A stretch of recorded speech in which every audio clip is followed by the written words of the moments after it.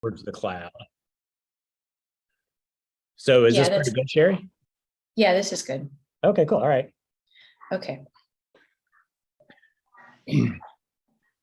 Well, Sherry, it's awesome to, I would say see you a few minutes ago and hear your voice again.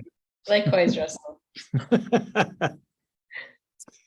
And I loved our conversation on the Sunday of the wedding. It was just really eye-opening and enlightening to me. And I appreciate your willingness to chat with me further. It was actually really eye-opening for me too. You asked me some questions that I had actually not even considered when I was writing the book. So it was wonderful to speak with someone who had read it so generously. So I really appreciate that. Oh, as I told you, for many years now, I'd always read a couple of fiction books, but really hardly any. But the Lightkeeper has gotten me back into reading literature again. And it's just eye-opening to me what I've been missing all these years. I love it. I'm so glad to hear that. Cool. Do you mind if we just kick right off and kick right in and let's do it. And rock and roll, Sherry? Awesome. Absolutely. And this is in some sense, like for me, I mean, some of these questions, it's ground we covered a little bit in our first conversation. I just kind of want to go over it again. And some of these are questions that have come up since our conversation. And one thing that has struck me, knowing, I don't know a ton about you, but I know you're a physician by training, you're a writer, you're a poet, you're a mother. I'm curious, how do you describe what you do? I think that's a really good definition, actually. All that list that you just gave. I'm a pediatrician and writer and mother.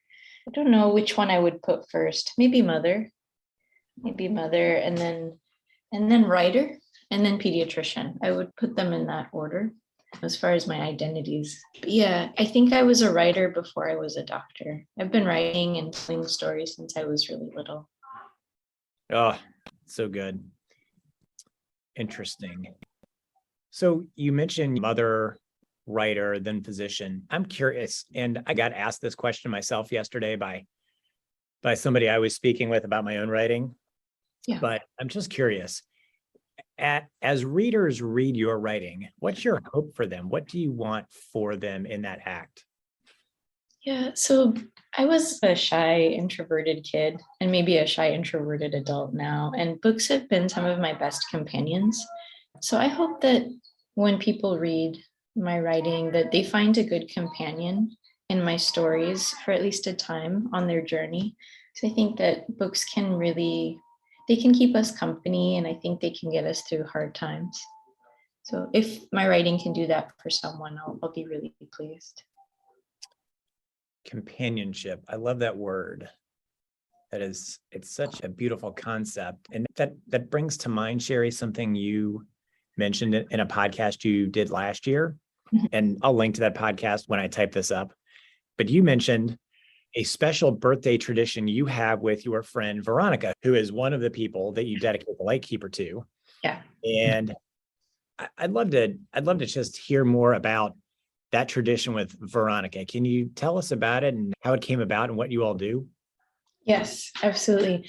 So we don't make it every year, but we try to take a writing retreat or a writing break once a year if we can go. And her family has a cabin in the mountains, and we just sit, and it's quiet and it's creatively recharging for me. And we get to catch up while being mostly productive, but it's something that we try to do every year. Sometimes we go twice a year. Sometimes there are years where we can't make it at all, but we do our best to try to make it. Yeah. And so when you say a writing retreat, I understand this is private, this is you all, but to the extent you're comfortable sharing any details about how it goes or what you all work on, I'd just be so fascinated to hear it. Yeah, it's really not. It's the opposite of exciting. So we wake up, it's very hobbitish, for lack of a better word.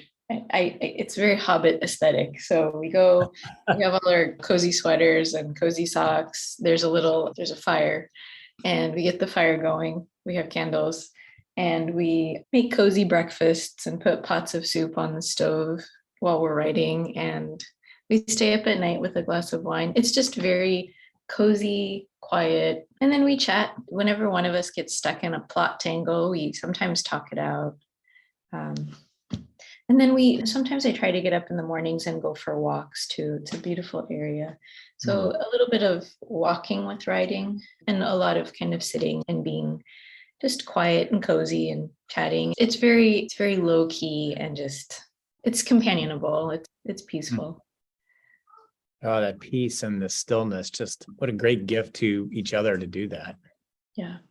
It's wonderful. She's been a wonderful presence in my life. We've been friends for about 30 years, maybe longer than that, 34 years, long time.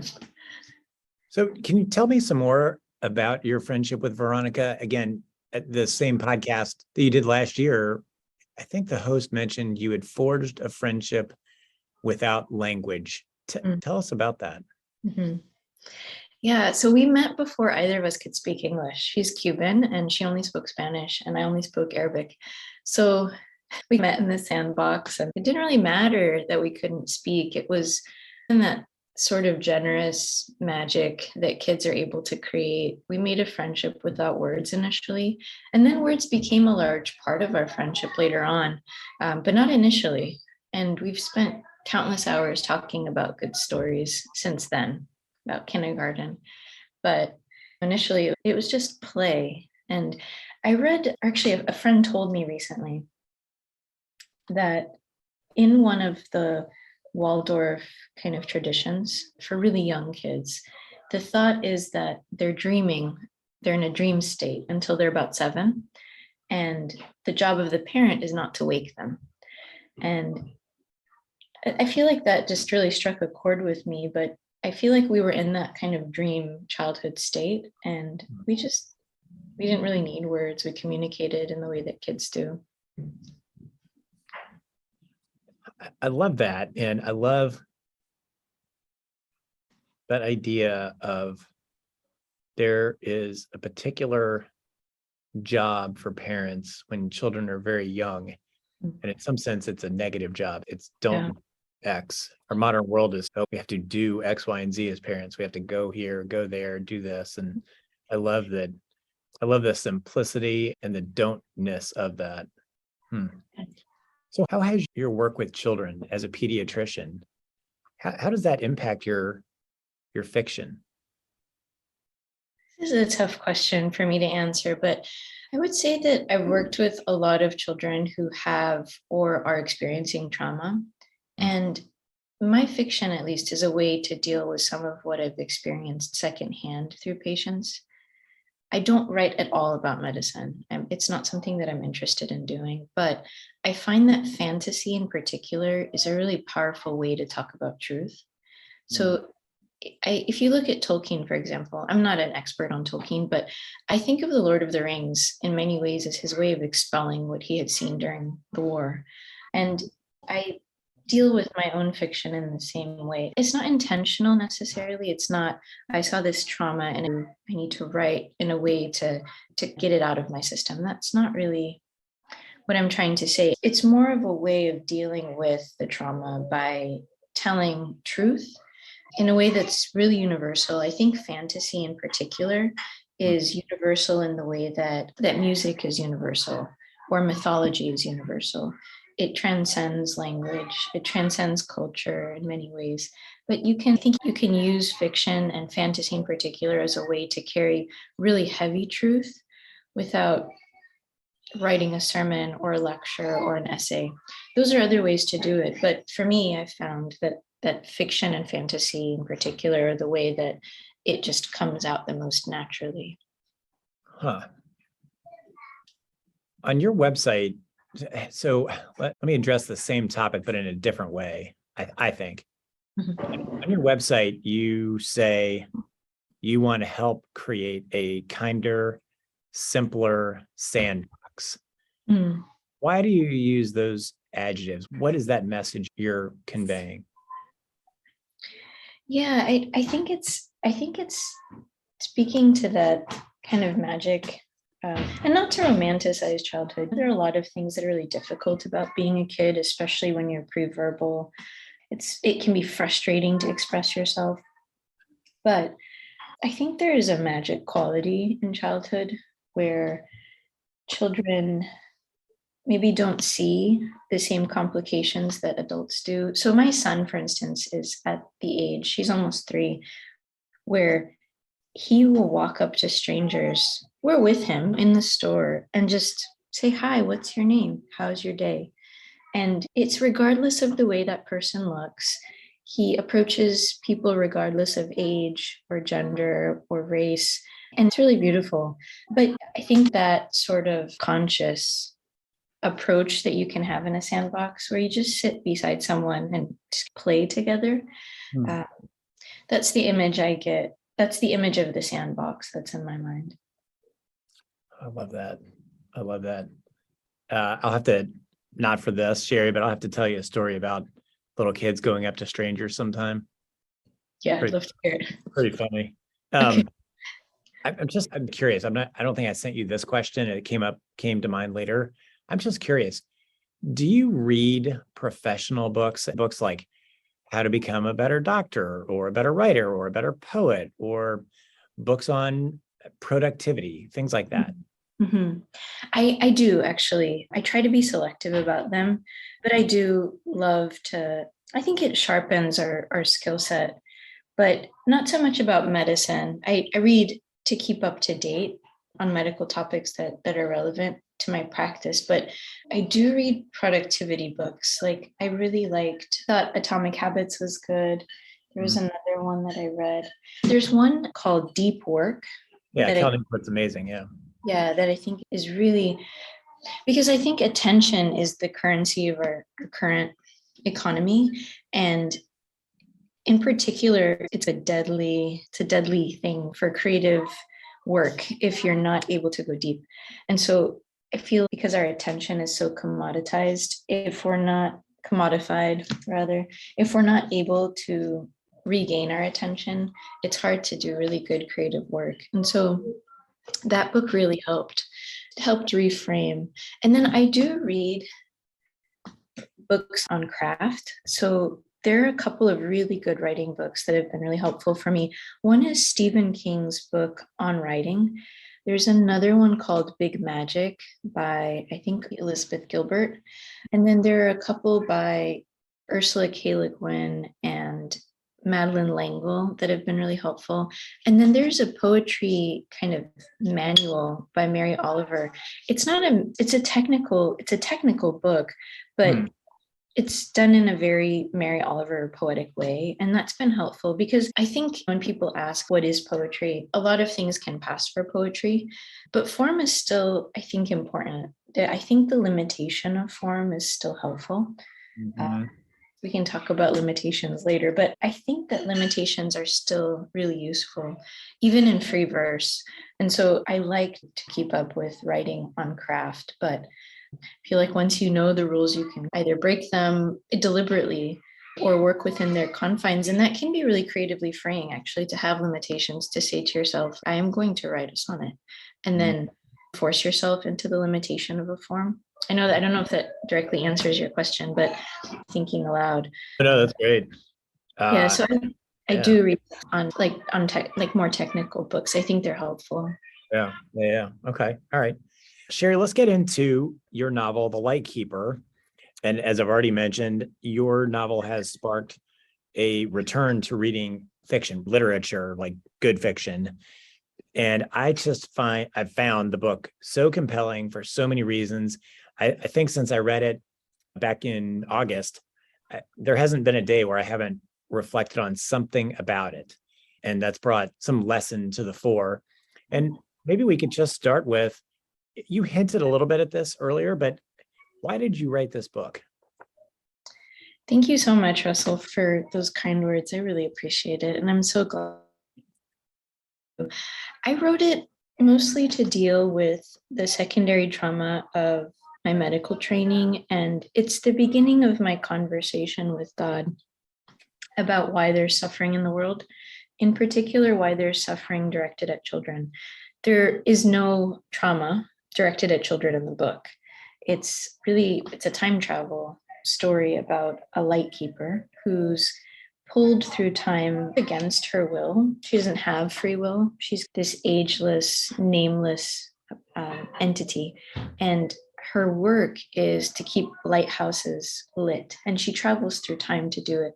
So she's called to different places where the need is greatest at the time. Sometimes she's there to save a drowning sailor or some other task, but that's the premise of the novel. So it has very little to do with childhood trauma, but for me, that's what it was about. It was about dealing with some of the helplessness in medicine. I think that a lot of physicians and medical professionals feel that this sort of anonymity that we have to take on to help.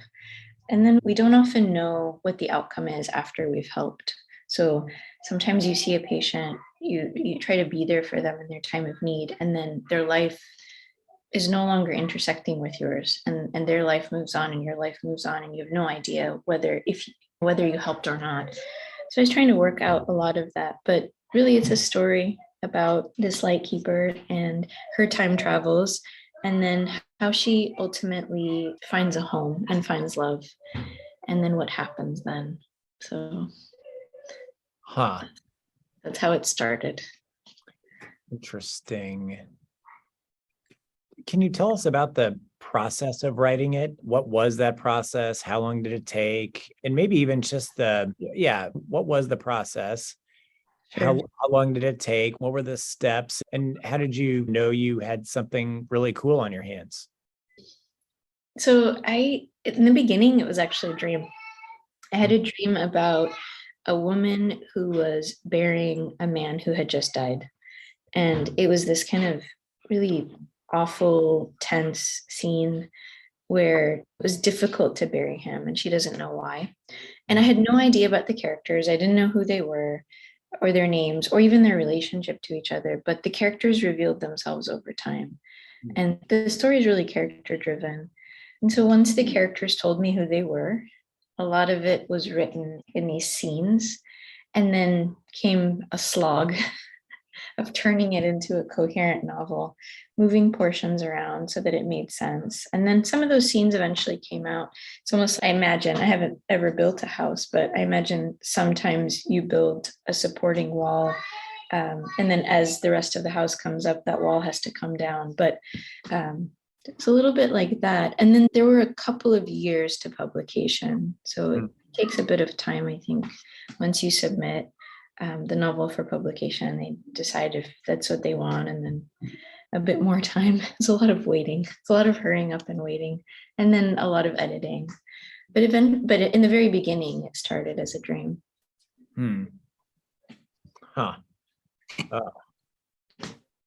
You mentioned a minute ago this theme of free will, and at least in my sort of reading of the book, it's such an ambiguous concept. So there's a very dramatic moment where the Lightkeeper and Rowan have a moment of decision, and they can express free will. Earlier in the book, the Lightkeeper, she can't control where and when she goes, but she does seem to have some free will about whether she engages. And she always does, but I've always, at least in my reading, she does have free will that she could just sit down and not do anything, but she never does that. She is impelled or compelled to choose to engage in the moment. Can you talk us through that? Yeah, yes. This book was me grappling with the concept of free will. So initially, you're right, she's pulled through time to the place where the need is greatest, and she feels like she doesn't have free will. But you're right in that she still can choose. For instance, I'm not going to intervene and save these sailors. I'm just going to let them drown. But then it just eats her up.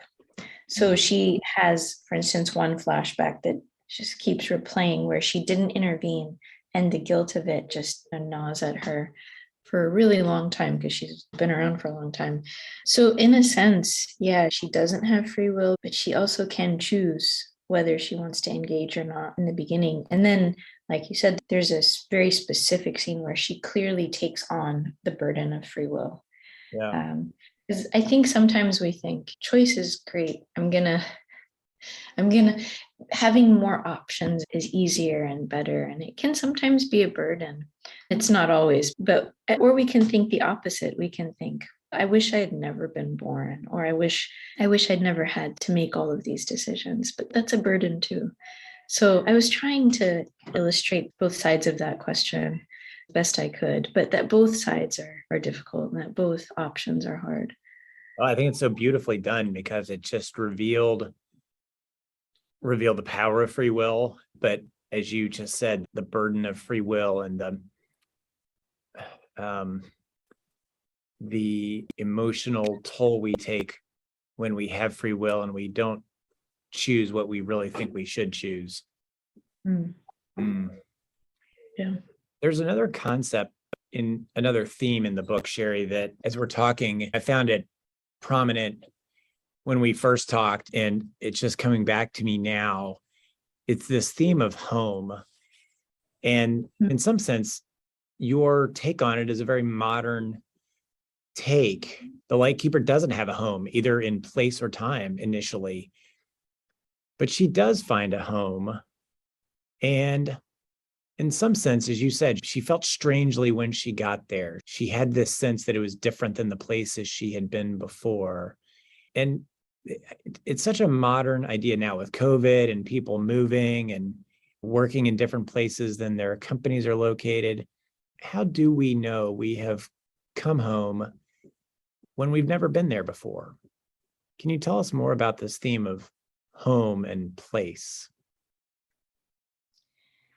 Yeah. So for me, I don't know. I don't know how modern an idea it is. I completely understand what you're saying. But I wonder if as humans, there's not something in us that wants variations on the same thing. But to me, the idea of home is the place where we're seen and known, where people recognize us. In the beginning, there's this, and even after this main transition in her life, there's this sense that people can't remember her. Like her memory is very ephemeral. Once she leaves a place, people forget who she is. And I wanted her to be that way because I think a lot of us feel that way. It's not to that degree, but we feel like people don't really see us. And so for me, it was this idea that she's longing for a place. She's never been there, but she's longing for a place where people see her and remember her and know her. In the Orthodox tradition, when someone passes away, we tell their family members, may their memory be eternal. And in Arabic and in the Coptic church, we say, may you live and remember. So memory, this idea of remembering the dead, to keep them alive with you, is something that I've grown up with. In particular, the place where we find a home, I think, is the place where people remember us. They bring us to memory. They know us deeply. They see the true version of us. And I think that's pretty universal. I don't know. But it feels universal to me. It feels like everyone that's human wants a place to belong, maybe with some exceptions, but it feels like most people want that. And you very much get that sense in the novel. The Lightkeeper, rebel isn't quite the right word, but there's discomfort. She doesn't like this translation business. She doesn't like being forced to go from place to place. She doesn't like the transitory nature of the relationships she does get to build. She has no idea when she'll be gone. She could be walking in mid-step. She's in a totally new place. That becomes deeply disturbing to her. And maybe that is speaking to what you're talking about. She yearns for a home and a place where people do know her. Yeah, she does. She's hoping, I think she's never had the constancy and the kind of steadiness that most people experience in a family. And she doesn't know what it's called, but I think it's very human to want that. Yeah. This gets us at a different topic. We've touched on it, but I want to make it explicit. So let me go back to the beginning. At the very beginning of our conversation, I asked you, how do you see yourself? How do you see your identity? And you chose that, and at least to some extent, your mom's a doctor. And so maybe there was some stuff early in life that directed you in that or pulled you in that direction and so on. But you got to choose to some extent. In the book, the Lightkeeper does not choose her work. Share with us your thoughts on calling, on having a calling, and maybe even on stepping away from your calling. Mhm. Yeah. So I think that this idea of individualism is a really Western concept, at least in my understanding. I was recently listening to the mythologist Martin Shaw talking about finding the story that we're meant to tell in the world. And he said that sometimes we have to realize that the story that we're going to tell may not be the one we want to tell. And it may not be one we even choose to tell. Sometimes the path finds us, and our decision point is whether we're going to walk on it or not.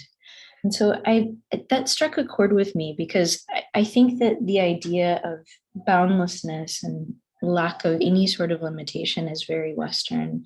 And I think there's another path. I don't think it's all about us and what we want to do with our lives. I think sometimes we're meant to do things with our lives. And I think that suffering that comes to us actually illustrates this point really well. So people don't choose to have a family member who's sick or even illness for themselves. We've had a lot of illness in the family. We've had accidents in the family. Nobody chooses that. But individualism doesn't have a good response to that, I think. The only response to that is a sort of willing acceptance of it, or at least finding a path to work through that. And I don't know that choice has a lot to do with it. I think the choice is how we decide to respond to it. I don't think choosing the path is always an option for us. That is so intriguing. Tell us more about this. We've danced around it a little bit, Sherry, but talk to us more about this notion of limits and limitation. G.K. Chesterton has this line in one of his books that all of life is limitation. Like we can never do all the things we want to do. We can never read all the things we want to do. We can never go all the places we want to go. Every decision in some sense eliminates every other decision we could possibly make. Mm-hmm. Talk to us about this notion of limits and limitation. And maybe it goes back to what you said a little while ago about limitation in some sense can be freeing. Yeah. So sometimes I'll have younger women ask me, how do you do it all? In quotations, how do you do it all? And I always quickly answer that I don't. So my time and energy, I know, are limited. If I'm parenting, I'm not in clinic. If I'm in clinic, I'm not writing. I'm implicitly unable to do something else at the same time. So it's, even though it's uncomfortable to hear, I think it's really true. And I'm not interested in telling people empty platitudes. So for me, a difficult truth is much preferable to a pretty dressed up untruth. So I think this is my opinion, and this is my belief. I think that limitations are essential for humans to thrive. I think we need the boundaries of a limited life and limited time. So things begin to lose their value if they're not outlined, for me, with limitation. And you could potentially trace back many of our failings in modernity to a lack of limitations, things like climate change, for instance. We don't like the idea of being limited in our options or our capacity or our consumption, especially in the West. But that's the truth of it. The writer Paul Kingsnorth talks about limitation with respect specifically to climate change, if anyone is interested in that. But I think that it extends to many aspects of our lives. And I think they help. They're uncomfortable, but they help. Hmm. Hmm. Hmm. Yeah, I like that. Limitations are essential. Hmm. Hmm. Let me shift gears just a little bit in talking about the book. So Rowan, the Lightkeeper, and the Lightkeeper become friends, then they fall in love, then they get married. You give us, I think, a beautiful, touching look into their home life, their domestic life. And it's not Instagram worthy, it's not glamorous, it's not fast paced. Talk to us about the beauty of ordinariness. Yeah, so I think there's plenty out there to glamorize the exciting. And I think of that actually as the work that the Lightkeeper does away from home. She goes on these amazing adventures and she travels through time. She goes back into ancient times to tend really ancient lighthouses. She goes into the future. So there's plenty in her work life that's exciting. And I think it needed to be balanced with a really just ordinary, plain home life, a small life with someone that loves her. And I also wanted to maybe subtly communicate, especially to women, because I think that we're told that our work should, in many ways, define us, that we need to be educated and we need to be working in the marketplace and contributing to society, what we think of as society. But there's a whole lot of society at home too. And so I think that in order for us to give women all of their options, I think both need to be treated with equal respect and dignity. And I think there's a lot of dignity in making a small, comfortable, noble existence at home. And I just wanted to show both. And she, I think, enjoys both and she has fulfillment in her work, but she always wants to go home. Hmm. Yeah. In some sense, that is the limitation she chose in her own life. Her work life was her entire life, and she chose free will to limit that, to have a home, to have a life with one person in one place. And that she seems very happy with that choice, and she seems happy with what they have together. Yeah. So there's a touching, poignant couple of moments in the book where the Lightkeeper, and she says her favorite translation is to 1700s Japan to assist a blind Lightkeeper whose wife has passed. And so she's not saving him. She's not turning the lighthouse back on to save ships. They aren't scenes of intense action. They are scenes of intense heart. And I find it intriguing that the Lightkeeper favors these moments more than anything she gets to do. Tell us more about that.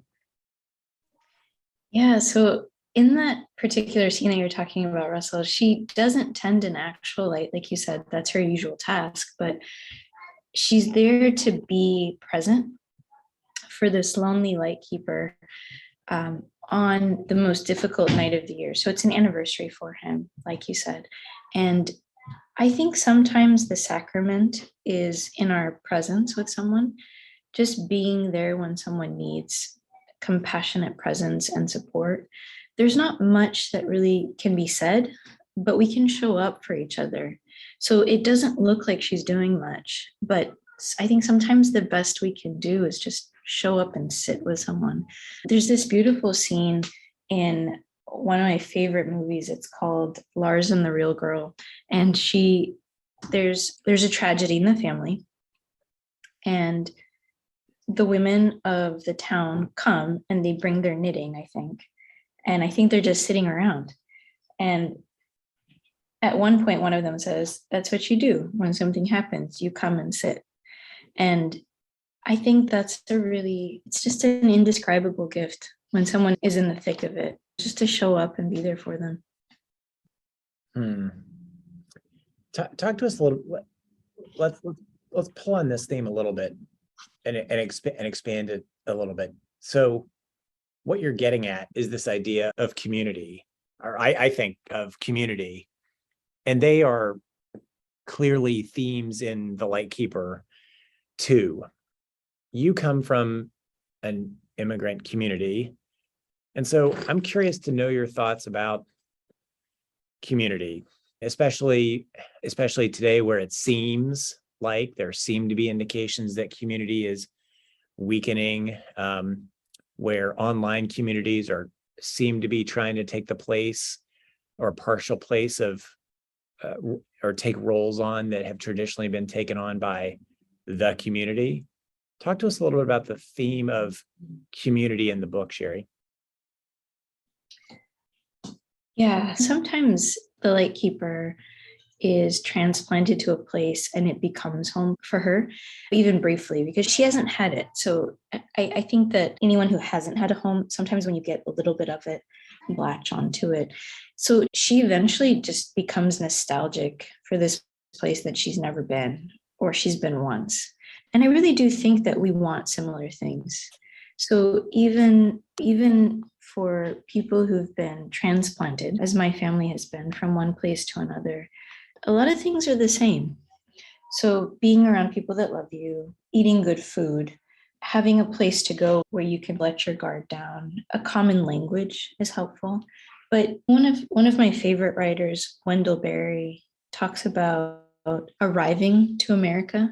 He says in some ways we're still arriving to this country, even as I can't speak to what we call the immigrant experience, because every immigrant experience is very different. But even people that have been in this country for a really long time, I think we're still arriving to this place. It takes a long time, I think, to settle your roots into a place. But I think having people around you that see you and remember you and know you, I think that helps us put our roots down. And I think anyone who's ever chosen a family understands this. So I have family members who feel that their friends are really close. Veronica is really close. She's family. We've decided to be family.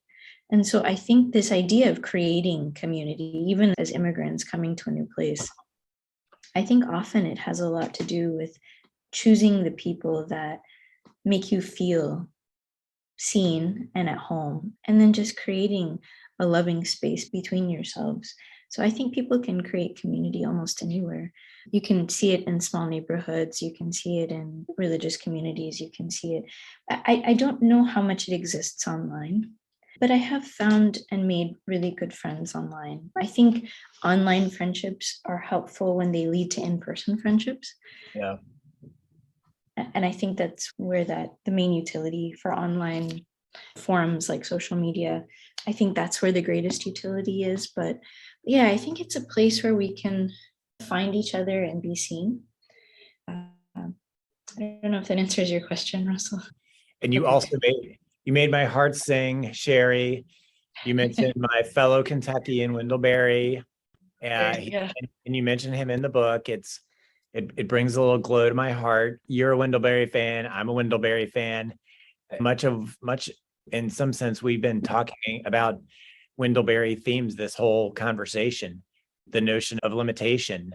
We can't have a hypercharged consumer industrial culture and environmental health. We have to be concerned about place and community in our world and the bonds that bring us together. Those are all themes that Wendell Berry has had for 50, 60 years, very much to say. Tell us a little bit about, you mentioned him as one of your favorite writers. Tell us a little bit about his impact on you and your writing. Yeah, so his themes of place really speak to me, even as an immigrant. I think that his idea of staying in a long time in the same place in order to become part of that place, and then allowing the place to impact the writing, that really speaks to me as a writer and as a mom who's trying to build a community for my children. But I think there's something to be said about putting down roots in a place and not just consuming the place, but learning the rhythms and patterns of the place, and then being a part of it. And just sometimes we think of the non-human world as a prop in our own lives, and it's here. It's here before us. It's going to be here after us. And we have to find a way, I think, to live in the same place and to build community, because he gets at this, Wendell Berry does, and that once we become of a place and not just from a place, we can take responsibility for any sins that have been committed there. So there are many sins that have been committed in the United States, chief among which is slavery. And so he talks about that. But I think once we stop saying the people that lived here did this and start to maybe take responsibility, not ownership, sorry, maybe responsibility is not the right word, but at least ownership of the things that have happened to the land and to the people that lived on the land before us, we can start to become from the place. There's a concept in Orthodoxy, and it is that we are responsible for everyone and everything. And once we make ourselves responsible, the whole of creation can be saved and redeemed and enlightened. But there's, I think, a power in saying, I may not have done something with my own hands, but I'm still responsible for it because I see it. And the Lightkeeper does this. She's not responsible necessarily for a ship about to sink, or, you know, a light that's gone out, and or someone who's not doing his job and has fallen asleep at the helm and let a light go out. But because she's there and because she sees it, it actually is her responsibility. And like you were asking earlier, sometimes she chooses not to do it, but then there are consequences to all our decisions. So if we see a wrong, I think being present and being part of the human race, I think once we see that something is wrong, I think it becomes our responsibility. So Wendell Berry has taught me a lot of that. And it has a lot to do with staying in the same place. There's this concept also among the desert fathers in Egypt, where they would go out into the desert and they would do that to escape the annoyances of other people, right? Because people can be annoying. So there's this story of one monk in particular who is so annoyed by the monastic community that he goes into the inner desert by himself. And then he's sitting out in the inner desert. There's nothing around him except palm trees. And then the wind through the palm trees starts to annoy him. And I think we're like this. We think that if a situation was perfect, the things that are inside of us would settle themselves. But we don't always want to take responsibility for the thing that's inside of us that's unsettled to begin with. And I think Wendell Berry articulates that for me with his fiction and with his poetry in particular. And you can carry all of that truth without saying any of that. He doesn't say any of that necessarily, but that's the truth of what he's portraying. For instance, with Hannah Coulter, which is one of my favorite novels, he tells the story of this woman's life in just very plain terms. It's a beautiful story, and it carries so much truth about human nature.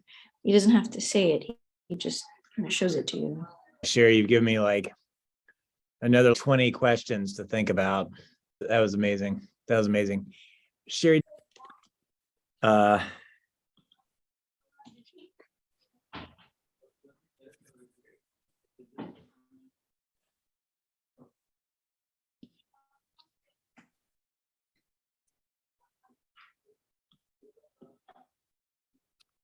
right. Can I read a short one?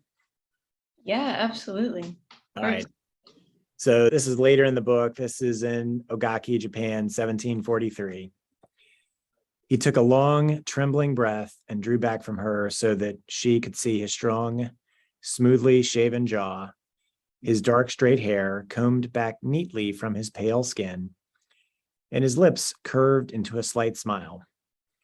Gently and slowly enough to give her time to pull back, had she wanted to, he bent his head and reverently kissed her forehead before opening his arms and drawing away. She stood, frozen to the ground, while he walked back to his seat and held out a hand to her, inviting her to sit across from him. "Welcome home, dear one," he said softly. Her feet carried her forward, and she ungracefully knelt across from him at the low table, relieved that she didn't immediately knock over the bowl in front of her. To see that look in another's eyes, she thought. She thought she had seen it the night before when Ronan named her. It was a look that focused all the whirling planets and bright stars in the cosmos into a single person and crowned her queen. Oh, I love it. Oh, it's so good. Thanks so much, Russell. Oh, it's so good. Just, I'm so glad that speaks to you. Thank you. oh, it's amazing. Sherry, can I ask you just one last question? Of course. You have just been longlisted for the National Book Award in Poetry for your new book, your new volume of poetry, Mummy Eaters. What is next for you? I don't know, Russell, but I'm excited for it. I'm trying to serve the work when it knocks on my door. I try to be, as it said, let me actually read it to you if you don't mind. Of course, yeah, please. There's a really beautiful poem in the book Gitanjali by Rabindranath Tagore. And let me just actually read you a portion of the poem, if that's okay. He says in this poem, Tagore says, "My poet's vanity dies in shame before your sight. O master poet, I have sat at your feet. Only let me make my life simple and straight, like a flute of reed for thee to fill with music." So I think of my creative work in this way, that I'm just the reed, and whatever music comes out, I hope that I'm able to serve it properly and just get out of the way so the characters can speak and so that the words can take shape and end up where they're supposed to. I try to separate myself from the results as much as possible. It's impossible to do, but I do the best I can to separate myself from the outcome of the work and just try to do the work if possible. Do the work. I love that. I love that. Sherry, that's an appropriate place for us to end on. You've been so kind and so generous with your time. Can I ask you, I'm so excited to read Mummy Eaters myself. I just got my copy. Will you come back again in a few months and talk with us about Mummy Eaters? Oh, I'd love to. That would be so much fun. That'd be amazing. It would make my year. That'd be amazing. That'd be great. No, this was wonderful. Thank you so much, Russell. I really appreciate you. And I appreciate the generosity of your reading, and your questions are just so deep and thoughtful. And they've actually helped me see my writing in new light. So thank you so much for that. Oh, Sherry, it's been like such a great pleasure. It's been such a great pleasure getting to know you a little bit, Andrew a little bit, your family, and have Kara join your family. And just thank you for joining me and for doing this. And just hope we can stay in touch. And I'm looking forward to digging into Mummy Eaters myself here soon. Awesome. Thank you so much, Russell. All right, Sherry. Hey, thank you so much.